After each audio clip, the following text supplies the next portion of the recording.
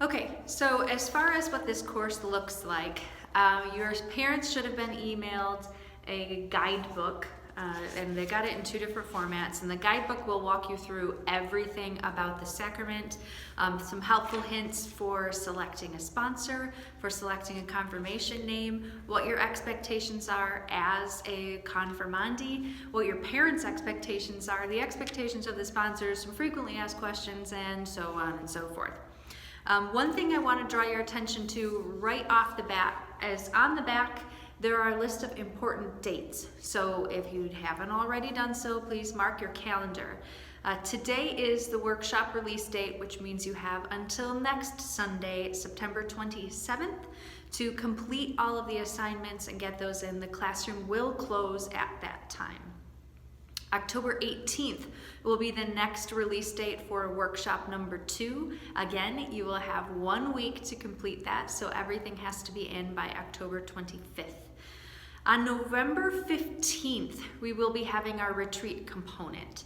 Unfortunately, due to the COVID pandemic, we have had to cancel our overnight retreat, and the diocese still requires a retreat component, so we're moving that to November 15th, 1 o'clock to 3 o'clock. That will be an in-person event. Now, I know some of you are not comfortable attending in-person events at this time for safety reasons, and I totally understand that. If you have a safety reason for not attending, we will be live streaming that retreat. Please know that if you do not, we are expecting you to be there. It is mandatory, and that is a diocesan requirement. At this retreat, what we will be doing is there will be some witness talks. We will be doing reconciliation at that time, which you have to have before you receive the sacrament of confirmation. So we're trying to make that as easy as possible for you to receive that prior to your confirmation. During that time, we will also have adoration of the Blessed Sacrament, some praise music for you to listen to and to guide you through that prayer time. And then we will wrap it up. We encourage your sponsors to be there. If your sponsor cannot be there, then we ask that a proxy, a parent or an older sibling attend with you to make sure that they're getting all of the information as well. All of your paperwork, which a lot of it is done online, the submission of your confirmation name, the submission of your sponsor, the agreement that you will sign about confirmation, if there are any sponsor verification forms, all will be due November 15th. So make sure you bring that with you or have it submitted online by that time. We do not have a date yet for confirmation. That is all submitted to the bishop's office and he gets to pick the date. The dates we have requested, however, are Monday, January 25th, Tuesday, January 26th, or Wednesday, January 27th, with our primary request being Tuesday, January 26th. The confirmation mass would be at 7 o'clock. We would ask you to arrive early to go over a rehearsal. At that time, your sponsors are required to be there unless they live out of state, and in which case a proxy can stand in for you. This is the thing, you will have to be there in person. We cannot do a sacrament remotely. So for the reception of the sacrament, you will have to be there. If, again, you do not feel comfortable attending at this time, perhaps waiting until next year when hopefully, God willing, the pandemic will have settled down and things will be a lot safer to attend in person. You can certainly wait a year and that would be no problem. Okay, so that's the important dates, and that's on the back of the guidebook for this year. We are going to look first at the expectations for the confirmation candidates, which, if you are following along in the guidebook, is found on page 2. You are asked to participate in weekly Mass, and this goes for your parents as well. I know that some of you might not have, great Mass attendance, and that's okay, but we're asking that as you prepare for the sacrament of confirmation, you and your family really make an effort to participate in Mass.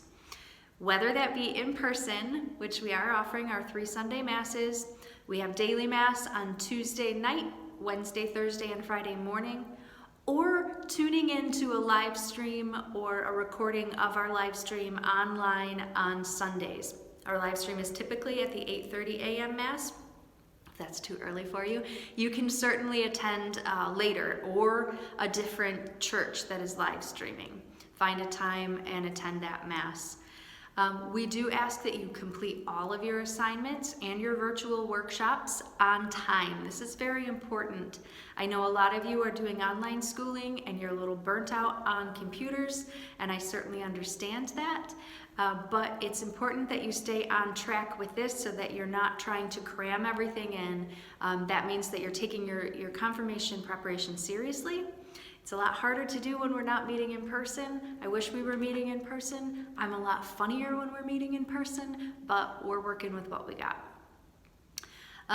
We will be participating in monthly check-ins.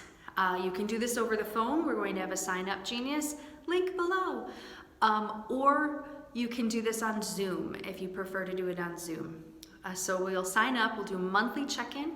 Basically at that time, what we're going to be doing is going through your progress in the sessions, in the at-home sessions, and answering any questions that you might have as we go through the preparation process.